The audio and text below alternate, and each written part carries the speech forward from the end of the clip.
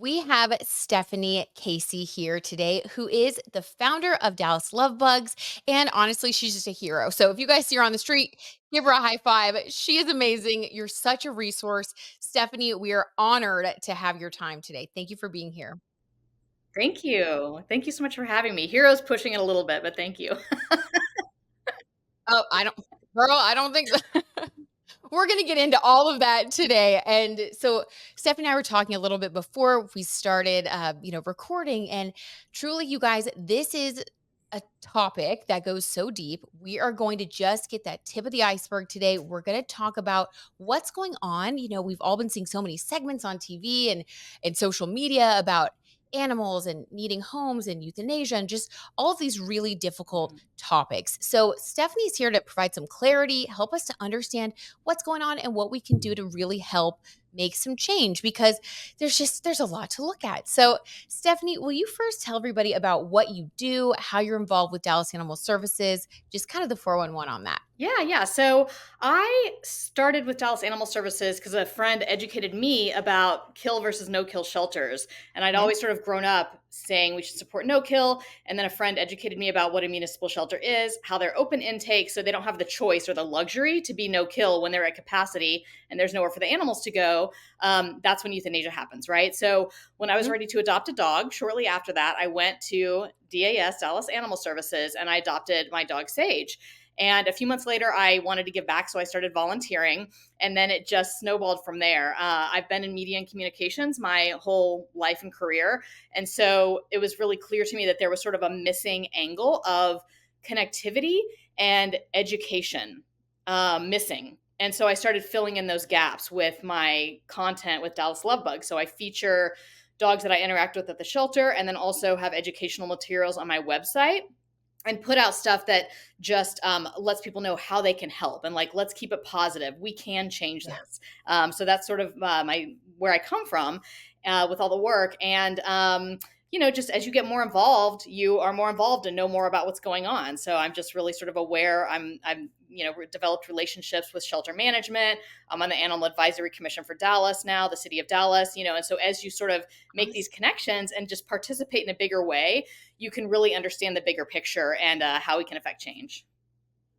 I love that so much. And, I think that anybody who's watching this segment is watching because they have a love for dogs, Yes. cats, all animals. I mean, they're such beautiful beings and they bring so much to the world and deserve to have, a chance to live. And I think that these are the things that pull at our heartstrings. And that's where, when I first started learning about this, which was literally like a month ago.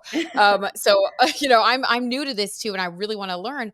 But I started noticing, a lot of the posts are very much about pull this dog or pull that dog. And that's what we did with our dog Archer. We did pull him from the euthanasia list at Dallas Uh-huh. Animal Services, which was a great choice. We absolutely love him. He's amazing. But what is your advice for that? And what does that look like when people are doing that from emotion versus, maybe taking a deeper look at, I Yeah, guess, more of a, it's hard. It's sort of like when you drive by an accident on the road. It's hard yeah, not to rubberneck and stop and look and then feel things and, yeah, be reactive to that. And right. that's how it is when you see these urgent posts all the time. Every day in America, we're euthanizing healthy adoptable dogs and cats, but the dogs especially are much more urgent. In a different kind of way because Mhm. just the way that we've domesticated them and that they need us. And the United States euthanizes approximately 1 million dogs and cats a year. So this is not an isolated problem in the Dallas shelter or any shelter. It's more prevalent in the southern US because of culture, because of warm weather. So animals just breed more months of the year, right? Interesting. So there's all these combos. And people get really caught up in that. And it's almost I don't know, a savior complex or something. And so they're pulling a dog without really thinking it through. And the best thing that people can do is adopt a dog from a shelter, a rescue, a dog that's already in foster that's a match for their home, which means how much you exercise. If the dog is high energy because they're younger or an adolescent or a breed that is a working breed and needs a lot of exercise, do you have a yard? Do you have other pets? Are you a runner? Are you ready to walk that dog, a mile or two a day and meet its needs versus a more chill dog because you are more chill or, you're not very active and getting that match for your home And every kennel or shelter or foster rescue space that's cleared gives all the dogs more time. So it's important to pick a dog that's going to be a match for you versus I just want to save that life. It's we can't save them all. So that's sort of a losing game. Like you can help that individual dog, but big picture, it's much more important to do everything in the space thoughtfully rather than from a place of reactivity and emotion. Interesting. I love that. And I listened to a podcast that you were a guest on, which is on your link tree Yep, overshare, over yeah. at over at Dallas Lovebugs. And when you were talking about effective altruism, you were talking about like having a plan, having this like big picture plan. And Mhm. then in the meantime, or whatever, we do these smaller things to Yep. save every individual life because Right. that's important too. It's like, so we Yes. have to kind of be operating in two minds at once to Yes, that's really right. make a difference. So will you Yes. explain what's going on now, what you're seeing Mhm. at Dallas Animal Services, because that's where you're currently volunteering, even though this is something going on across our nation. Yes. And then will you talk about, what you see as like ways to create a bigger solution or what you Mhm. think would move the needle maybe Yeah. 5, 10 years down the line? Sure. So the metaphor I'll start with that I like to say is it's as if there's a giant dam with a ton of pinholes throughout, and every person that's fostering or adopting a homeless animal or a rescue that is pulling a specific amount of dogs that they can handle at a time. It's like you're putting fingers and toes, lifting up all your body parts to cover those pinholes. But the long term solution is we want less water on the other side, and then we want no water so that you don't have those little pinholes, right? So everyone's scrambling to save dog by dog, which again, like you're saying, you have to do both at once because those dogs are here. They need our help individually, one by one, but we also need great effort behind the reason of why there's so many dogs in need, which is entirely overpopulation. And there's various reasons that we have an overpopulation. Obviously breeding is a huge one, and that can be another whole episode about that. I don't know quite what the solution is for that, but we've become obsessed with vanity breeds. So, people will want these breeds based on how they look versus that match for their home or because we're in a movie or because a celebrity has that dog. There's people that breed dogs that they almost don't even let them touch the ground. They're carrying around as if it's a designer purse and they paid $5,000 like they would for a designer purse for that dog and not letting them be a dog. So we've kind of lost our Mm. disconnect with on that side with the breeding. I'm not saying that there should be no breeding, and the good breeders, that's another discussion we can have. Sort of breed backyard breeders because they are creating demand for a product which is that specific type of dog. So again, I don't know the solution to that because we don't want to say, oh, we don't want to have these lines of dogs existing anymore, but it's out of control. And so when a movie comes out like Right. the Channing Tatum dog movie or Game of Thrones has huskies, we just see floods of those types of dogs showing up in the shelters. And so breeding is one of them. And then the other one is just like adopting instead of shopping, obviously, and keeping dogs in homes. So that's Okay. people learning what those dog needs are. We see this is a tiny percentage of it, but I talk a lot about the 333 rule. So that's understanding that there's going to be an acclimation and decompression period when you bring any dog home and sort of learning a little bit about what that's going to mean before they come into the household, because bringing a dog in is going to change your life. It's going to change your Yeah. activities. It's going to change your behavior. Totally. It's going to change your household, right? And for the better for most people. I mean, it really enriches your life. It's wonderful. Yeah, can I just say, I am someone who struggles with ADHD. Yeah, My dogs force me to stay on a schedule, and they actually, like, help me to get more right. work done, be a better person, That's feel right. more fulfilled. So, yes, you have to grow, but, Yeah, like, growth and, can be if you're good. depressed and wanna stay in bed, guess what? Your dog needs food and they need to go on a walk, so they're helping you with that. Switch up. There's so many ways that they enrich our lives. So Exercise, you're gonna many. get more exercise, you're gonna get Yeah, more fresh air, etcetera. You're probably gonna socialize right. more. So there's all these things that It's dogs do that are wonderful, but yeah, it's all based on that overpopulation situation. So, the other piece of that is spay and neuter. We have to embrace spay and neuter. Somehow we've gotten away from that, and there's a lot of, misinformation out there that it's not good for a dog to spay and neuter them, which is not true. huh. And you can it's one of those things on the internet. If you Google, you can find a matching article, an argument of each side. But we just know from history that, if you really go and look, like it's totally fine to spay and neuter your dogs. And also, we don't have a choice at this point. We have an overpopulation crisis that we Mhm. cannot ignore. And stopping dog production is how the only way we can combat that. So spay and neuter is essential. It needs to be embraced. It needs to be practiced. It needs to be the law of the land. It's the law in Dallas. Over 6 months, your dog has to be spayed or neutered unless you have a breeding license. So it's just Amazing. how do you enforce that and get people to embrace that? Right. That's the thing, right? So it's like educating the public and people taking personal responsibility, right? We Yes, all have that's to just right. kind of Personal shift responsibility. our mindset. So, okay. So these are the things going on. I love those. And then what do you think, like, because you are involved with like the city and learning how these things kind of go on. Like, I mean, I wouldn't know the first thing about how those things start to change over time. Right. Can you explain that? And is there anything that people can do? Like, can they write to somebody in the government? Like, or is it about who they're voting for? Like, are there Yeah. different things like that that we can do as well? Certainly, but right now in Dallas, we'll just start here because this is where my knowledge Sure. base is, or in Texas, we already know that we have government and sort of a population that doesn't prioritize this. But that Right. contrasts with we know that we also have a population that loves their pets. So we need to marry Right. those two things. But in the state of Texas, an animal is considered property, sort of like an inanimate object, which means that there's a lot of challenges to laws for their wellness. And it takes a lot of work to overturn those just because of the Southern culture, of animals being looked at as an object instead of a sentient being that depends on us, and that it's our job as a society to make sure that they're kept safe and sound, right? These are Right. animals we have domesticated over generations. This is not a wild animal that we pulled out of the woods, many long, long time ago. But Right. they're dependent on us. Dogs and cats. Cats a little less so, but the dogs absolutely, and the cats obviously too. So it takes time. Everything in I've learned this just from working with the city shelter, Dallas Animal Services. It's all about this is politics adjacent work. So it's all about timing, Sure. being very thorough, being very professional, and having a tight plan. And that means little by little chipping away at where can we start making shifts and changes. A lot of it right now is about awareness. A lot of people in the city of Dallas don't even realize that Dallas Animal Services exists, like, at all. They don't even know what the shelter is. If they have a missing dog or I want to had adopt, no they don't even idea. know it exists.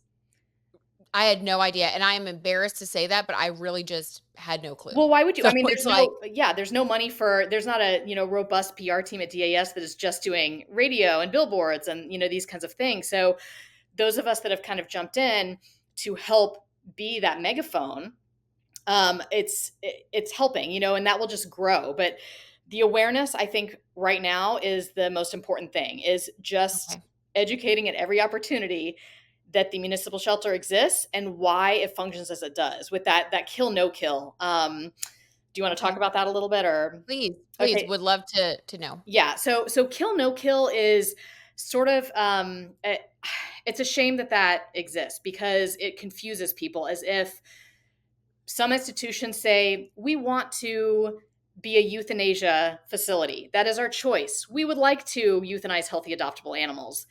No one is choosing to do that because they want to.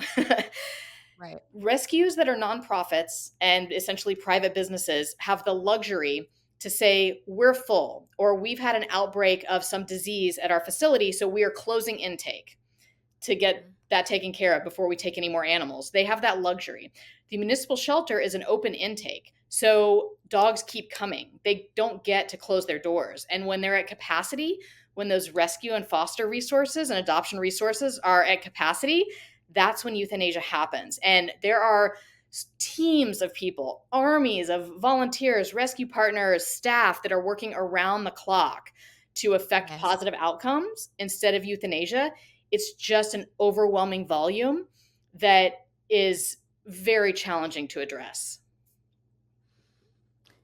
Wow, yes, it seems like once, you see one get saved or like, for example, if people wanna go to your social media, which I highly recommend, Dallas Love Bugs is great. You provide such a Thanks. balanced perspective, you show dogs that are adoptable, you talk about positive outcomes, and you also provide, I think, a compassionate space for, showcasing the dogs that maybe they're not going to, continue on. Mhm. Unfortunately, it didn't work out for them, but you still show the compassion and the love and, how valuable and worthy they are too, Yeah. even if it's just this moment that they have. Right. So I feel like people following you is another great place to go to Thank start to you. just kind of understand like what's going on. How is this really Yeah. working?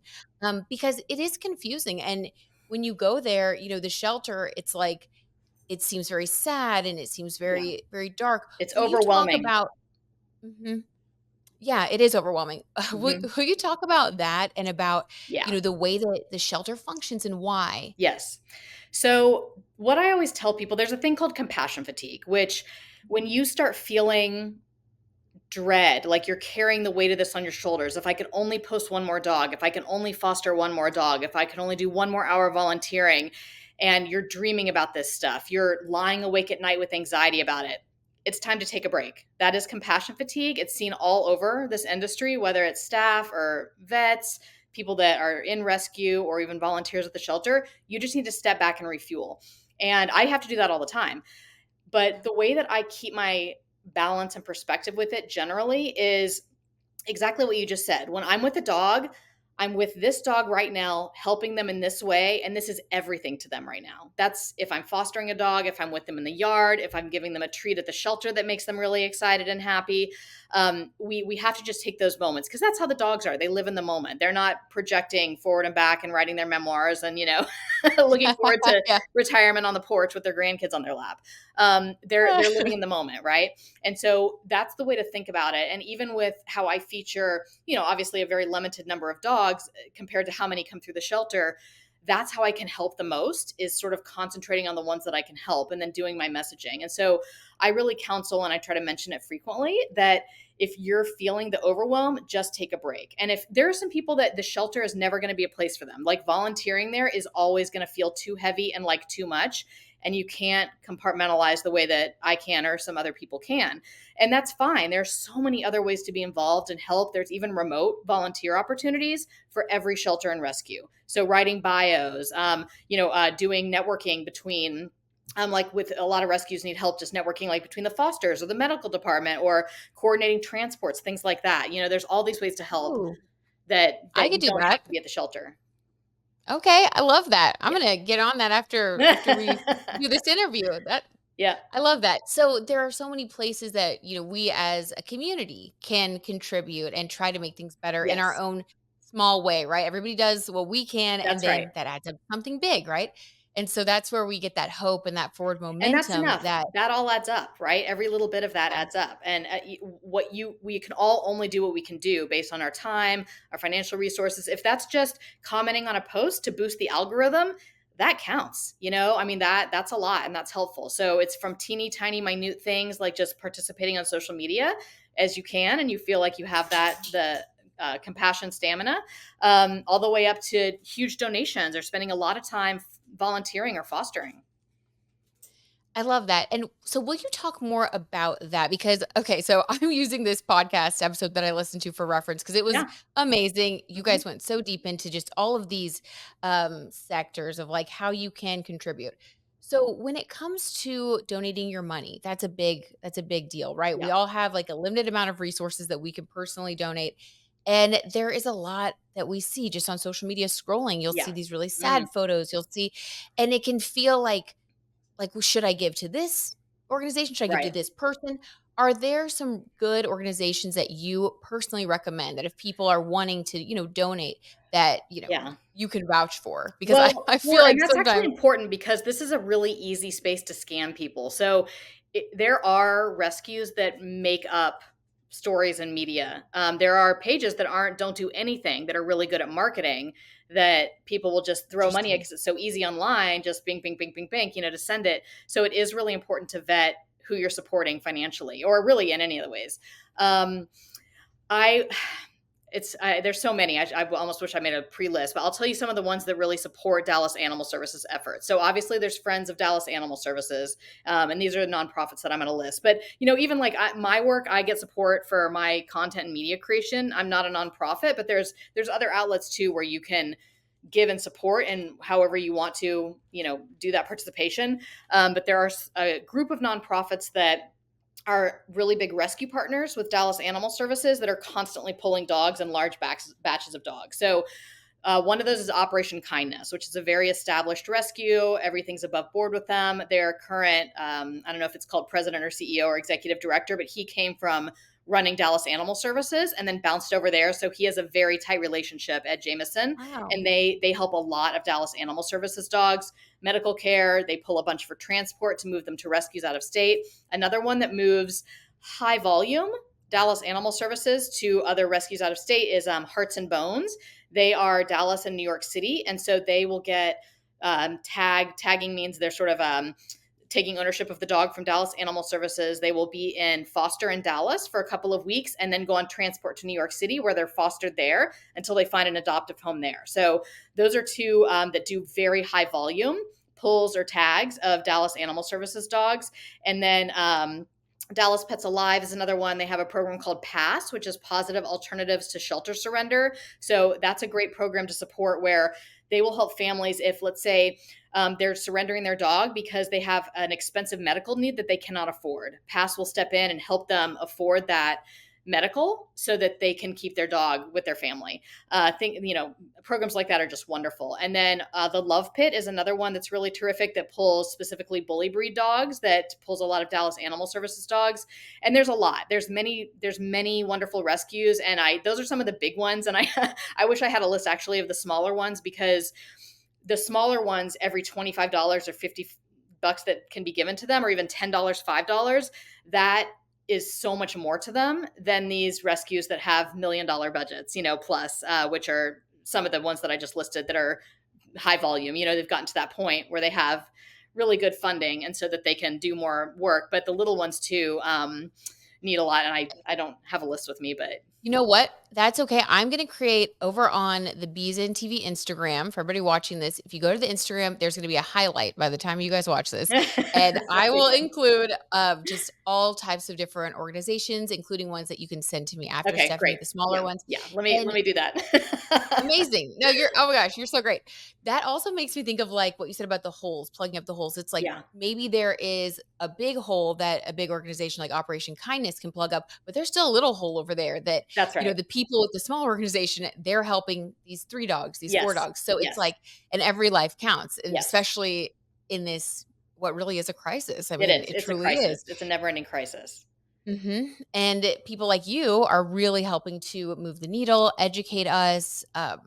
You're doing things both on the ground, but also really trying to change the big picture. Will you talk to us about Mhm. some of your plans? Because over on your website, I loved reading about, like, your plan for the next 5 years, 10 years, all of that. You have some really amazing goals that I think will just help us have a little bit more hope in our hearts. Yeah, yeah. So there is hope. We can change this. There are other countries that had the same problem that have overcome it. Okay. It's about going. You'll have to cut that part We'll, out. we'll cut whatever you want, girl. It's about taking those actions to curb the production. So we have to cut down on the population, which is breeding and spay and neuter. Those are the two ways that we can do it. So we need to get much less breeding happening, and we need to get all dogs spayed and neutered so that they're not accidentally having litters. Mhm. Those are the two ways to do it. But the behind that is another step. We have to change our culture, and that comes with education and awareness. And all cultures have different ideas about what pets are supposed to be and how even they're supposed to be taken care of. So that's Mhm. where, once you start getting some waves in the culture, then you can start changing law, and those things intertwine. And another thing that I like to say that this is akin to is the anti-smoking campaign that was very successful and changed how we think about and smoke in public spaces forever. And that it has to be an onslaught of all areas, right? So education in schools, media and entertainment, government, and the local culture, everybody has to be working in conjunction with each other to present a different idea. And Mhm. that's what we're going to have to do here, because Yep. it's just this slippery slope of never ending need. And we have to do it. It's not going to be quick. It's going to take, a decade to start really seeing big change, and a generation to see full change. With this comparison with the smoking thing, I don't know how old you are, but when I was a kid, you could get on an airplane and there was a smoking section, which is ridiculous because that means the whole plane is smoking and you're inhaling the smoke. Restaurants, every inside Oh, space, you could just smoke everywhere, right? And that seems mhm. ridiculous now. And I so remember that's where that, we need yeah. to get, yeah, with this dog change is how we're thinking about it.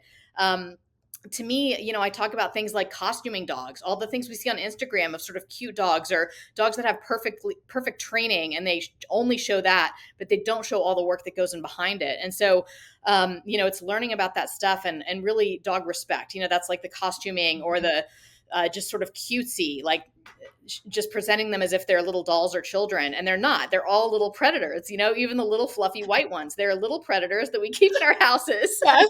and they I need was thinking about exercise how our every little day. dog Dolly, she'll go after you're like, Yeah. "Holy" Yeah, you yeah, had and they it need in ya. exercise every day, they need mental stimulation, and really we need to sort of re-educate ourselves about what these dogs are and what part they play in our lives, to meet their needs and the respect of them, and, all of that is tied in together to change our culture and then ultimately fix this overpopulation crisis.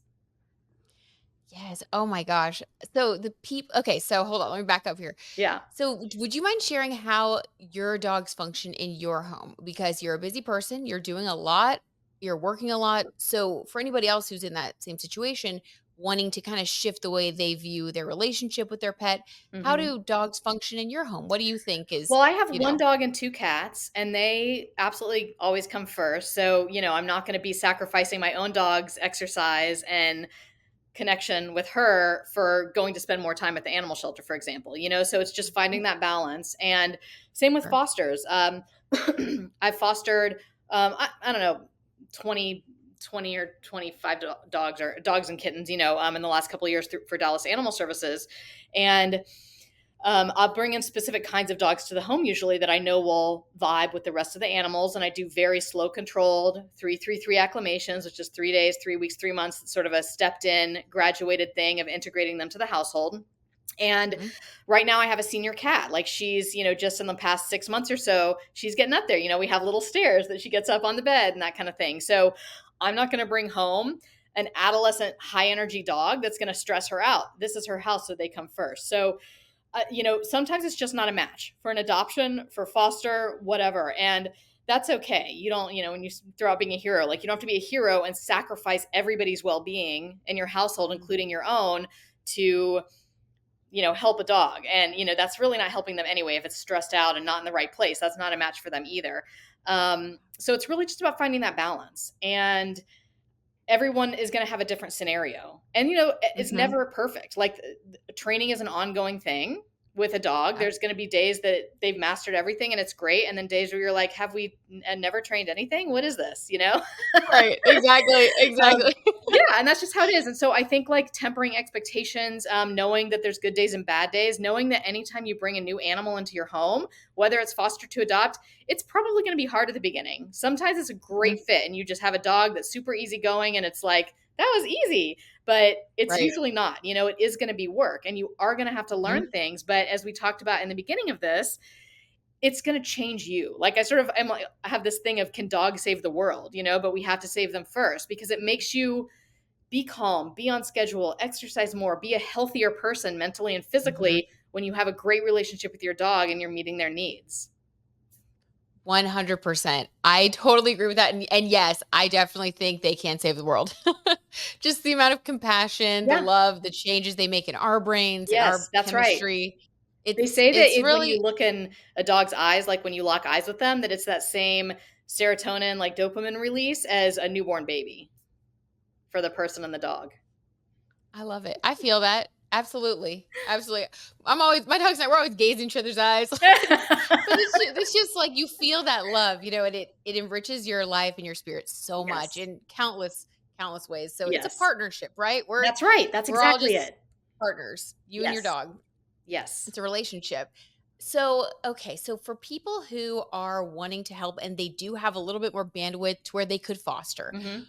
Personally, I found it a little bit confusing when Yeah. I was adopting Archer, and the people at Dallas Animal Services, they are working so hard. They're amazing. Oh my gosh. But it's just there's a lot going on over Yeah. there. So, how can people reach out effectively? How can they go about the process of fostering or even, adopting? Yeah. What do you recommend? So I see would see issues a lot, and I get this question a lot. So on my website, I Yeah, made a few articles there that are like have my personal dog foster setup, love it. elaboration on the 333 rule, and also people don't read it because it's a lot of information. But DAS has a foster handbook, and they also have adoption information that they pass off. But I feel like people don't read it, So all that same Mhm. information is there. They are going to reformat that this year where it's more of a scannable hit list, the way that we consume media now, instead of more of a paragraphs guidebook, which is Right. what it was designed as a while ago and still exists as. So on the Dallas Love Bug site, I do have those things. And then I also save down into some Instagram highlights a couple of dogs that I fostered, I recorded on video, sort of step by step integration. So I just advise, and I'm sure there's other resources besides mine, but just going and kind of prepping a little bit by understanding what you're getting into and knowing that it's going to be hard. The first day might be like, what have I done? And then, the next couple days you might be like, I haven't been sleeping.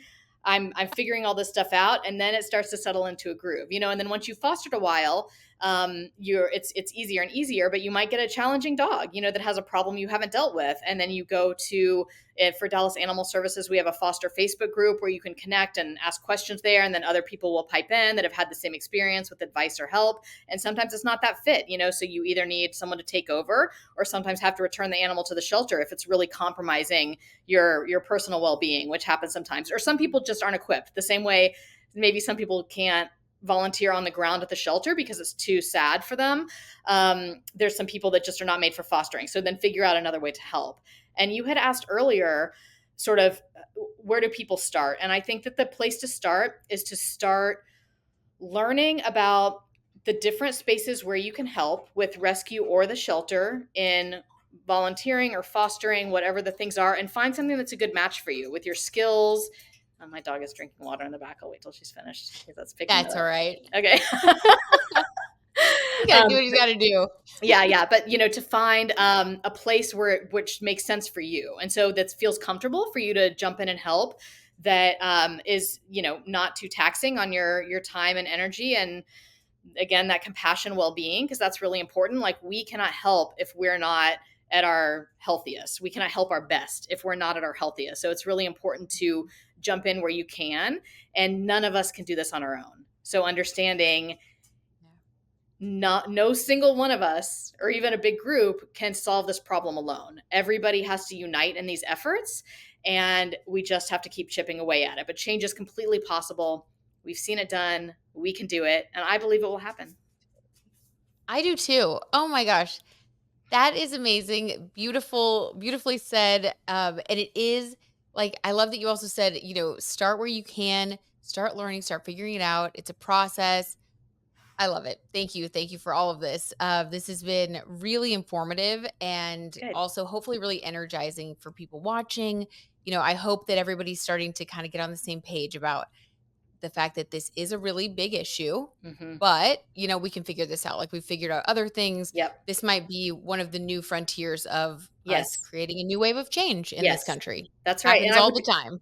I want to say one more thing too, just about the positivity, and that is Please. right now the rescue dog, or let's say animal advocacy and rescue world, it really leans into tragedy and urgency and drama. And that's something Yeah. that I am working to change too. And while we do have that with every dog that hits the euthanasia list, time is of the essence and it is urgent.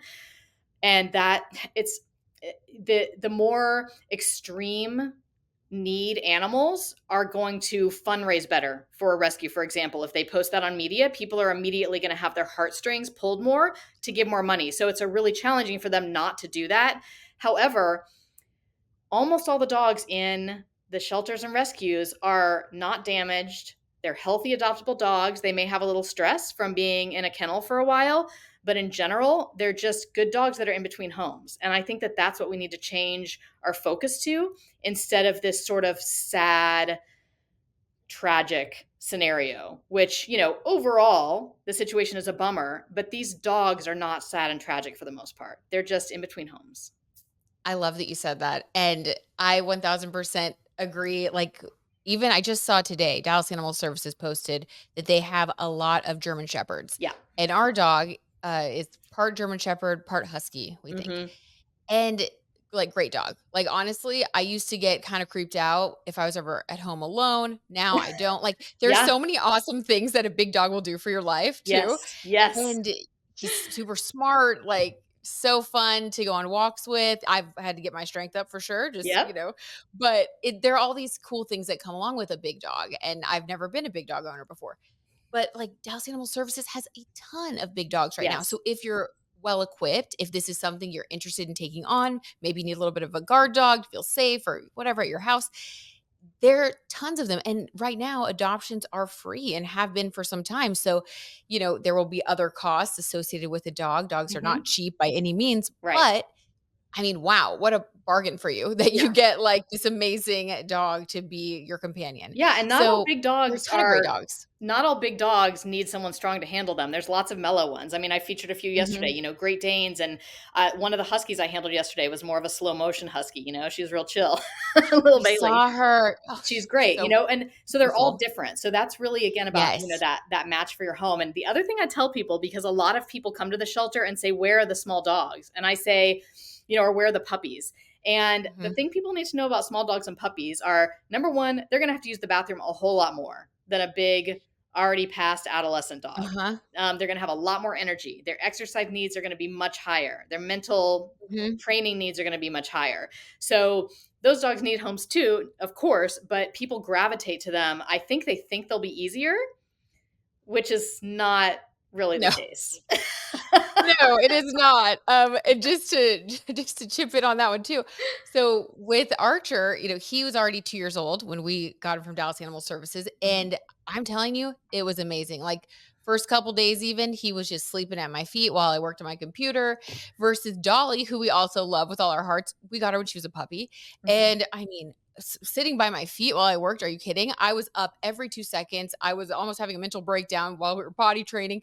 It's a totally different Yep. experience. Yep. Archer was already potty trained. He knows sit. So honestly, if you are somebody who is kind of like, I really want a dog, but I don't have time for the puppy training, Yep. that's also another really cool benefit if Yeah. that's more right for you. It's some people Because only want seniors because they're like, "I wanna skip all the stuff. I just want a chill dog that chill. wants some petting and love, and we take some Yes. little leisurely walks." I Like, mean, what that's a that's dream, my right? You dog's just kind of energy like threshold. have your little. Yep. And this episode's actually our Valentine's episode. So, like, if you Oh, don't have a Valentine, if you're watching this, you're yes. like feeling a little blue, nothing better than a dog that's chill, a little bit older. Yeah. They will watch Uh, Netflix with you. They will be sweet. They yes. will ride in the car Yes. with you. I mean, there you go. Cuddles, Valentine right there. a dog brings so much love into your home. I So mean, much love. they like you said, it's that relationship. And it Mhm. is something profound. I was a cat person my whole life until I got this dog, and I had a dog when growing up. I lived with people that had dogs before, but she's my own dog. And I was always like, Yeah. "Oh, dogs are, they need more attention. They're kind of stinky compared to cats. Cats are just self-sufficient and all of that." Yeah. And then after I got a dog, I was like, "Oh, dogs." And now here I we are. get Now it. I'm so involved and I Right work now. with dogs constantly and I love them all. And they're all amazing. Oh my gosh, Yeah. it's so true. Um, so, just changing your perspective even in little ways like that, not thinking of the shelter as a place where all these sad, Yes. unwanted dogs are like, oh, why would I want to do that? That's just a misperception because there are actually dogs there that are beautiful, amazing. I mean, truly just like Yes. so sweet, so pretty, well behaved. Like, Yep. it's not what you think. You like That's just give right. it a chance. And if you go there, in person, also you have to manage like your expectation of what it is because there are a lot of dogs there, It's especially with what's going on stressful. You now. can feel the stress. Yep. So online can be another great way, going to Yes. Dallas Animal Services online, going to Yes. their Instagram, doing adoptions, in that Mhm. way can be also helpful And with. the dogs in foster, you can connect with the foster who will already have home notes for them, and you can meet them outside of the shelter and never have to go to the shelter. So, for anyone that's a little bit resistant to just going to the shelter in person for whatever reason, or taking a dog that doesn't have any home notes, we have Mhm. another entire shelter's worth of dogs in the DAS foster system. Those dogs Okay. already have home notes. We already know about their potty training and their energy levels, and if they're cat friendly, those types of things, kid friendly, Mhm. whatever. And so that is a great route. And again, you're helping in the exact same way, because then you're freeing up that space for that foster to potentially pull another dog. Amazing. Yeah. I love that. Yes, and Dallas Animal Services also will give you some notes if the dog has been out to play in the yard. Hmm. Like, we got our little envelope here, Nice. and we knew his play style, we knew, so it's like, it's really cool. It's Yeah. a totally different way to go about the process that Hmm. I would never, go back. From here on out, it's all adoptions for Yeah. me, Yay. and I didn't know before, right? And That's so right. hopefully, if you're watching this, hopefully you feel inspired to do the same thing, or even just spread the word, tell your friends about what Hmm. you've learned, and, follow accounts on social media like yours, Stephanie. Yep. Also, one last thing I did want to touch Yeah. on that I've noticed from your social media that you've talked about is that how effective it is when a dog is fostered, how they're so much more likely to get adopted. Will you tell us about that and how that kind of works for them? I don't know the percentage off the top of my head, but I saw the people that do studies on this. It's something like 4,000% more likely. I mean, it's a huge jump.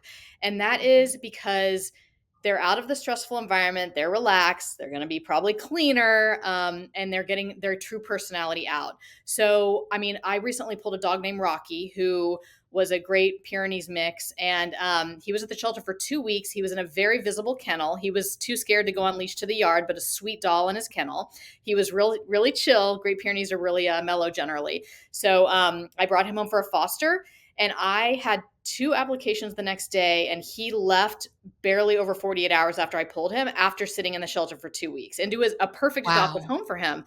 And the other thing is that because that shelter can be intimidating, that once they're in foster, people can put in an inquiry online without having to go to the shelter and feel overwhelmed by the volume or the just environment there. And so you're just that bridge between the shelter and their next home, with their adoptive family, that is so valuable. And even people can do short-term fostering opportunities. There's daycations at Dallas Animal Services where you can just take them out for a day on the town, which helps them relax. So even when they're back in their kennel, they're going to present better because they've gotten a little break, right, from the stress, and they got exercise and got out. And you never know, you might have an adopt me leash on them and be out with them somewhere, and someone will say, oh, what's up with that dog? And then you found their person for them out in the wild, right? So even one day out of the shelter helps their chances and their visibility. You're getting notes for them, you're getting photos and video that can be used to market them.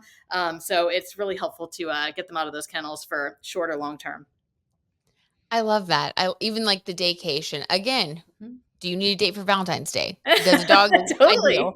I Okay, wonder if they're this is gonna push ideal. that. That would be good, like, don't have a That date would for be Valentine's so good. Day, pull a dog for a daycation. Amazing. Like, every problem solved for everybody. So, okay, one last thing about that. Let's say somebody has a foster and they want to really spread the word as effectively as possible. Do you have any recommendations for helping to, get the dog in front of more people? Yeah. So even though I have pretty wide reach with my social media, almost all my fosters are adopted from people seeing them on the Dallas Animal Services website. So that is Wow. really the most valuable place to have updated photos, and home notes, which is a step a lot of people Okay. skip. And then beyond that, it's social media share. And if someone isn't involved in that, there are other people, excuse me, that will help create content. And then at Dallas Animal Services, or if you're fostering through a rescue, they will create media and social media posts to help promote your dog. There's always adoption events. The animal shelter, DAS, has tons of them. Rescues always have events going on. So it's just pretty much what you're doing is making them visible in all different Okay. ways. And so, whatever ways that you can think to do that is going to help them, because if no one sees them, they're not going to find their person, right? And so you just have to figure out ways to get them out there. And we have now all this media in our pocket on our phones, and there's next door, just whatever you're active on, and if you're not, you can ask for help through wherever you're fostering to get them some exposure. But in the case of Dallas Animal Services, the most valuable spot for marketing them is that Dallas Animal Services website, the photos and the bio. Okay, so taking the photos, writing a great bio for the dog you're Yep. fostering, that can be really helpful. And then for people who want to share media on their social media pages to help spread the word about adoptable dogs, Yep. what do you recommend? What's the You can easiest, most effective way? So, if you wanna get really into it and make your own media, you just start an account and start sharing, or, if you already have sort of a personal following, you would just share dogs that you're interested in or attracted to on your own personal media. The one thing I advise, though, is, um, if you have, like, you don't wanna bombard people with piles and piles and piles. And I think that it's the same as going into the shelter, that when you have this endless stream, especially when they all start seeming the same, and if they're all urgent or whatever it is, people will get fatigued and not quite see the animals anymore. So, Mm. my personal advice is to sort of shake up the kind of dogs being featured and how and when you're featuring them, um, just to keep a little bit of variety to maintain that audience, whether it's tiny or Okay. big. And that's just, if you start posting every urgent dog from some of the accounts that only post urgent things, probably a lot of your following are going to get fatigued from that. And that is that compassion fatigue. Like, most people cannot look at that stuff every single day. So it's just kind of Right. figuring out it's all about balance, all of this work and working with dogs and doing the media for them and everything. It's all about balance. Okay. Maybe even doing a post on your main feed, like let's say you wanted to do it every month or every couple days. You're like, oh my gosh, look at these precious dogs I just found. It's Valentine's Yeah. Day, like, whatever, something fun and cute and upbeat. Yeah, Try to I mean, add that everyone to has the mix. different tacks. Like, there are urgent pages that place a lot of dogs. I just always worry when people are only acting from that emotional reaction standpoint, if it's Sure. gonna stick and it's gonna be a match, because we do see returns and Right. they just end up right back in the same position they were in, or they bring them home and they already have too many animals, and then there's a dog incident with a bite, and then that dog is going to be automatically routed for euthanasia if that happens. So, we need to Yep. do all this work thoughtfully with balance. I like that. I like that. Thoughtfully with balance. That's what we're all about here at BZN TV. So now we're also going to be helping dogs thoughtfully with balance. Yay! Beautifully said. Thank you so, so much for taking the time, Stephanie. Absolutely. Please tell everybody where they can find you, follow you, get more resources, continue learning. Yep. Dallas Lovebugs across the internet and on all social media at Dallas Lovebugs, dallaslovebugs.com, et cetera, et cetera.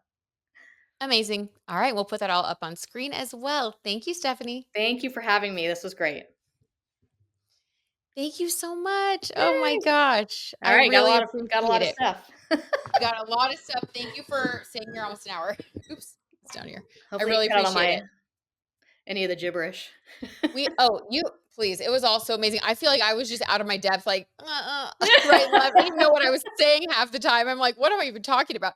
But it's But just that's good like, because that's where the public is coming from too, like, I'm sort of at I a am the voice baseline of the of clueless. not knowing anything.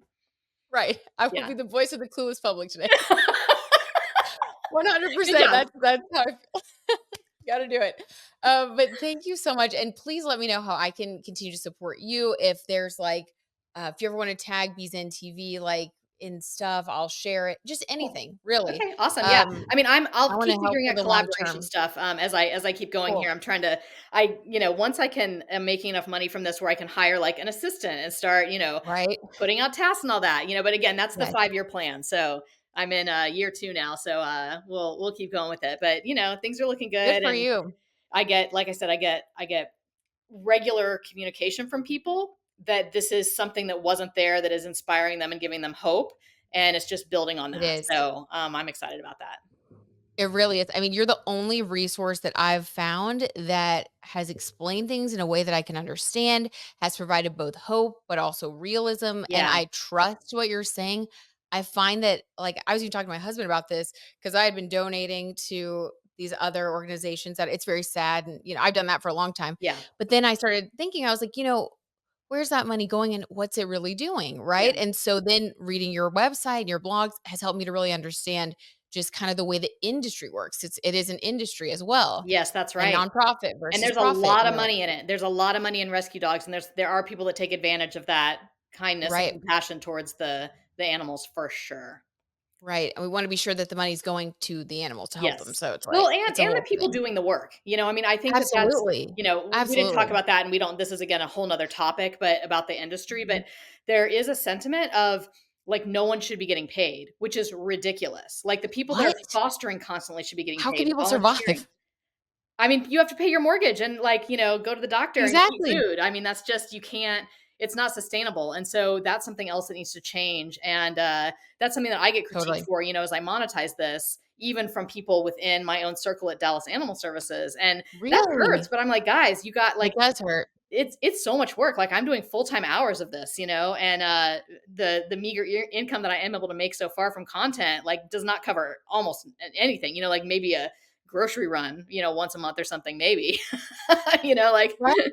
I mean, things are so expensive right now. We just went and Yeah. got a new, crate, a kennel for downstairs for Archer, and we walked out there after spending like 300 bucks. Right. And that's, you know, and Yeah. that's one dog, Yeah. one situation. So, like, for you, I mean, what do people expect? It's like you're gonna end up not being able to do this anymore if you don't That's make a exactly profit it, from that's it. right, and, You have to I have another survive. company that makes websites, and so that's my income source, but, Okay. eventually, even that I can ultimately be paying people to do some of the work I do there as I keep sort of cross putting my efforts, but, yeah, I mean, I spend full-time hours on this and people think like, "Oh, you're just going ding, ding, ding, ding, ding," and then there's a social media post, and it's like, "No, no, no."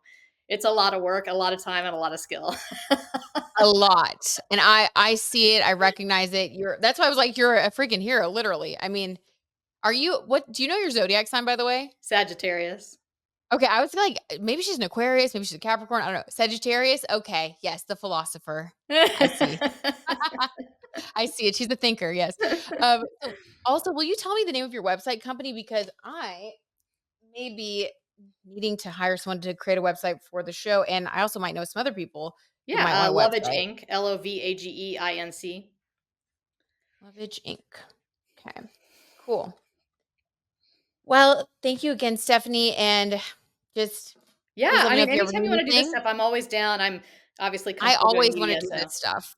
what's that? I'm like I said I always wanna do this stuff. After now Cool. understanding it, it's like, this just is a And I think honing in, like, as you keep covering it, just sort of doing that, like, let's just hone in on this one tiny aspect of it and really dig in, because mhm, there's so I much or like that even having, idea. like, a couple panelists that have different perspectives or experience, it'd be cool to do this and just talk about, like, fostering with someone that runs a rescue and one of the I like that. someone that would just be from a fostering standpoint that doesn't do all this media work and they only foster and don't volunteer, things like that might be interesting to do episodes about that, that you really just talk about one thing or even spay and neuter. Like, let's get a vet on here. Let's talk to one of the doctors from the shelter, one of the vets from the shelter, and that sort of thing, and just talk about a single aspect of all of this and dig in a little bit. I think that would be great. It's just That's stuff such a that good doesn't idea. exist. It's media that does not exist. Right? And it's so surprising. It's so surprising in this wide world we live in that, I mean, the and shelters are overwhelmed to the gills and above constantly. The rescues are also at capacity and busy rescuing all the time. They can't do this work, and they're really I mean, it should be like the Humane Society and the SPCA and stuff that does this, but those institutions have just become where they fundraise for infrastructure primarily. I mean, I don't know in my entire life, and especially even let's just narrow it down to the 5 years I've been doing this work, I've never heard one thing where they come out and say, "Wow, we've been working on this for 15 years and finally we're seeing that we overcame XYZ by all the work that we're putting in." Like they're just really expensive shelters, right? So I don't know, wow. like they're the ones that Yeah. should be doing this, but I feel like they're just they've become like almost like a corporation where they just support infrastructure and don't they're not doing Yeah. the messaging, except for like save animals or help dogs. I like there's not focused messaging and goals and uh problems that they're working on real specifically and purposefully that I know of. I'm Right. not involved with any of those Right. organizations, but I feel like they're the ones that should be doing this work of awareness and education. That makes so much sense. It's almost like we're just on a hamster wheel right now, Yes, and that's that's why exactly right. finding information like yours, like I said, I literally have not seen, and I freaking love dogs, have my whole life. Yeah, Like, I would be the person that it would be recommended in my algorithm, trust me. But, like, it's so interesting to me when I started learning and just understanding so many aspects of what's going on. It's like, how come, like, why have I never heard this? Like, why is this right. not so, and when people feature dogs for the most part, like, there are a lot of very well-intended, amazing people out there who they'll do the segments on their TV shows that I've seen, and Yep. it's always this one dog, it's always just this it's not the Yep. overall message of Let's just adopt a understanding, like dog. Like, that's the right, message. which is great, but it's like, but why is this happening? And, Yes. like, how And can how do we we stop it? change it? Yep. Like, if we can do things like, end slavery, for goodness sakes, if we can do these major Mhm. things, we can also do this, which this is also a major thing, but, Yeah, like, women's rights, like gay rights. yes, I mean, all these things that in my all of these lifetime have things changed a lot. And again, that smoking thing is really like I feel like that's a really close parallel to that how we had to yeah, attack the problem mhm, pervasively across platforms and industries simultaneously to affect like forever change. mhm, We have changed how we think about and behave with cigarette smoking forever in this country, but it took extraordinary effort with coordinated agencies. mhm, and that was from the federal government, right? I don't really know the whole history about where the seed of that began. I just remember living through it. And, I mean, you just saw it everywhere and everything and how everything changed. I'd be curious to do some research about how those things have changed over time, and, Yeah. like, what about, you said other countries that used to have this problem Like and have Germany changed? is one, Germany, there's some European countries, I think Australia might be another one to look at. I don't have deep, like, sort of research and data about that, but I know Germany is an example, and sometimes those people will actually write me saying they wanna try to get a Dallas Animal Services a dog because they want to rescue, but they wow, don't have the dogs that are in the shelters there are the ones that do have extreme problems, and that's why they're there. They don't have an interesting. overpopulation problem. So, and there is one account that takes some that does healers, and they're just friends that have German like background and base, and so they will rescue some dogs and actually get them over there to adopters on commercial airline flights that are like airlines that are good for dogs, and that's just like the one, two, three, four dogs and not 400 dogs like Operation Kindness is going to help with, but they're doing that work and getting them to places where they there's a lot of want and no supply. Mm, and, like, people like, I've heard that that's the same in New York City, but and, like, back east in Maine, places like I that, mean, but all it's the like north has, again, it's cultural, so we're looking at, and this is sticky too because you don't want to piss people off, so this is right. delicate to tap through because it's a lot about conservative culture values in our government in southern states. Mhm, But mhm. also California, I mean, it's Southern California, but that's a liberal, Surprising. market in general. But they do have the exact same problem with overpopulation, and it's just concentrated across the southern U.S. and the northern states just don't have the same issues. And I guess if you're in somewhere like North Dakota, that might be conservative, but it's so cold during so much of the year that maybe, you're just not breeding dogs, and dogs couldn't and cats couldn't survive outside on the streets during Mm. probably 6 months of the year. So, So they need yeah. Dang. It's wild. It's but yeah. but I mean, people love their animals kind of more than their kids. I mean, not really, but you know what I mean? Like I people yeah. love their dogs. And the feral I cat mean, problem is really. also explosively overpopulated in a way that they suffer, and that also needs to I be hate dealt that. with, but the dog thing is just I'm just concentrating on that because it's kind of too much to do at once, and they're just dependent on us in a different way. Like a domesticated dog cannot go survive in the woods. Like Yeah, they just can't, and a they feral can't. cat They're not can gonna eat and they can't for a short wow, amount of yeah, time. okay. And also, it's just like, I mean, when you see the numbers, like Dallas Animal Services at, full capacity, 175% Yep. capacity, 400 dogs and, 300 it's Yep. like and then Riverside, animal shelter, I was reading about that, how over there, it's just like, I mean, it's the sheer volume, Yes. but then we think about how, like, what's the population of the United States, it's like, in comparison, like Yeah. 1,000,000 dogs being euthanized a year, that's a big number, but Yep. also how many humans live here? Like, Well, that's we what if you look up studies of the people that do that kind of data, like Best Friend Society is one that does a lot of data. okay. There, whatever, I don't know the numbers off the top of my head, but there are plenty of homes. It's just that people are not adopting; they're buying bred dogs. Okay. Well, and then while you were talking about that, in my mind, I was just like hearing all of because I grew up in Dallas. I was just hearing all these like older people, Republican people Yeah. from like my childhood being like, well, then you'll never have any well, are we just gonna have those Corgis. dogs go extinct? Right. Yeah. And like And stuff like that's that. why And I my don't know the answer to that, because it's a right? I have that in one of my articles that you may have seen, but I I don't know the answer because yeah, okay, we want to keep golden retriever lines and stuff like that. But if we have the breeders again are breeding the backyard breeders because they're creating the product that is in demand. And then the people that can afford the good dogs are modeling that product.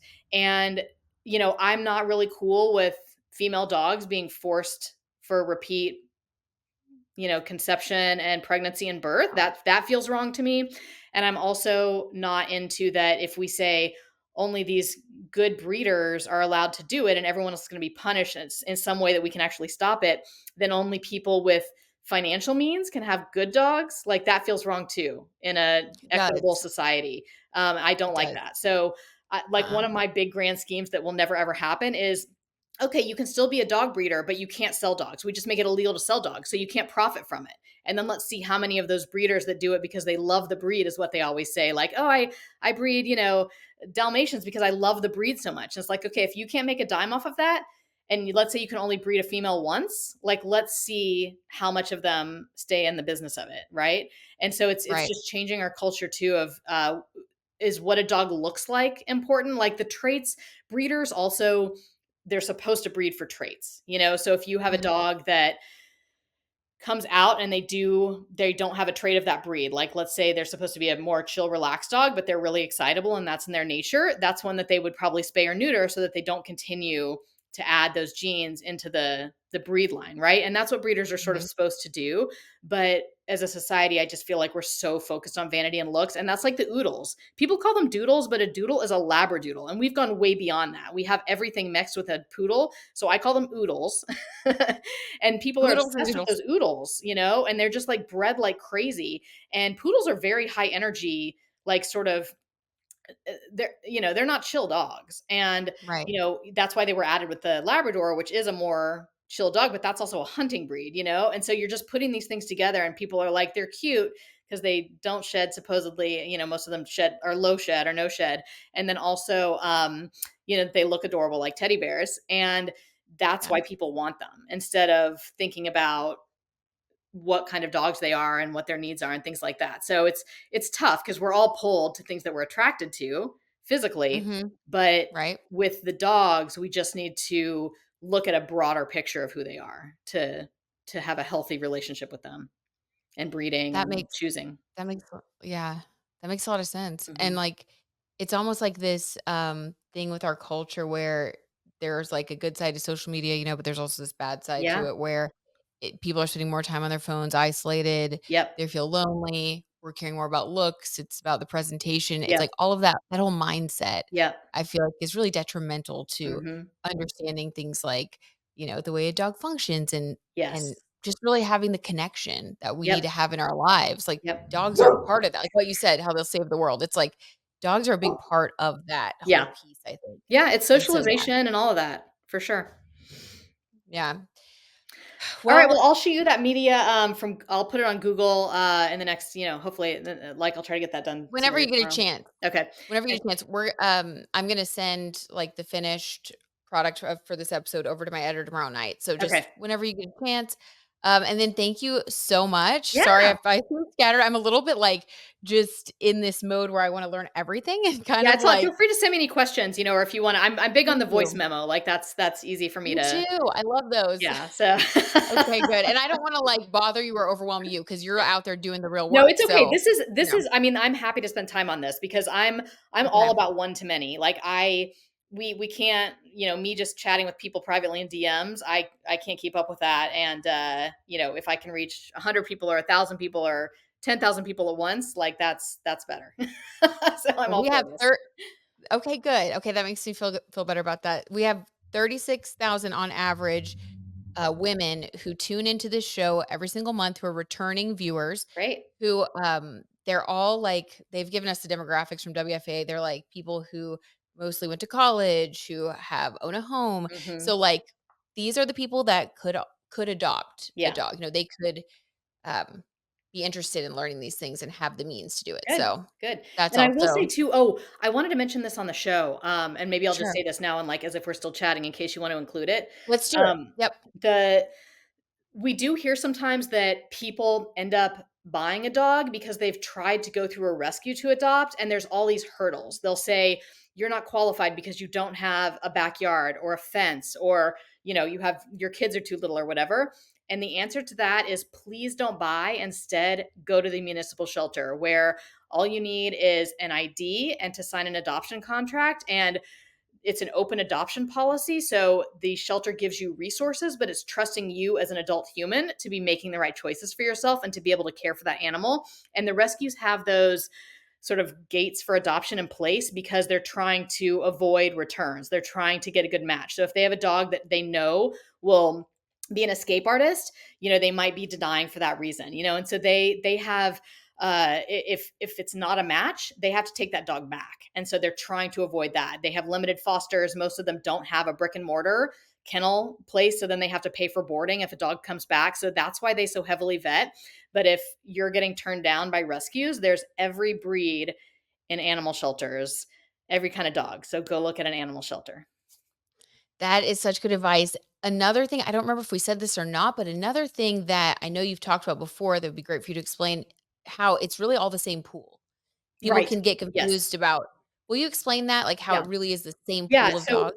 every nonprofit no-kill rescue supports the municipal shelter, and so you can too. So whether you're adopting from a rescue that has pulled an animal from Dallas Animal Services or straight from the streets, or took in an animal that was being rehomed before they would make it into the animal shelter, that's all the same pool of dogs. We're just talking about dogs that are in between homes, and there are some people that just say, "I'm too lazy," or "I'm bored of this," or they turn in their dogs. But a lot of the dogs that are surrendered, that is because of personal circumstances. And we have sometimes, whole families crying when they have to surrender their pet because that's the only choice. And they're taking it to the animal shelter or the animal rescue that was created to help in those situations. We're just in this overpopulation problem crisis right now where it seems like there's let me back up a little bit. So Right.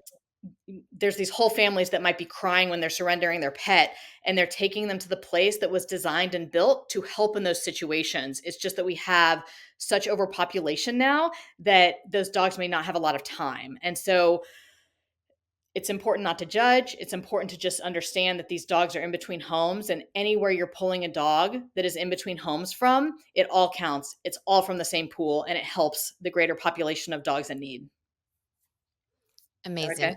Thank you for that advice. Yes, that's great. That's perfect. That was perfect. Awesome. Thank you so much. Yeah, absolutely. Stephanie, And reach out yes, for anything, and I'll get you that appreciate it. media. I'm going to take my dog for a walk, and then I'll do that before I forget. Thank you. That sounds so good. And then maybe next month I'll give you more notice, but if you want to come back on maybe Sure. next month and we can do another segment, but I'll narrow it down more for next Okay. time. Yeah. Yeah. No, it's great. And I think too, like people, you'll get questions, and maybe whatever people ask about the Yes. most, we could focus in on that. Have a good night. Thank you. Talk to you soon.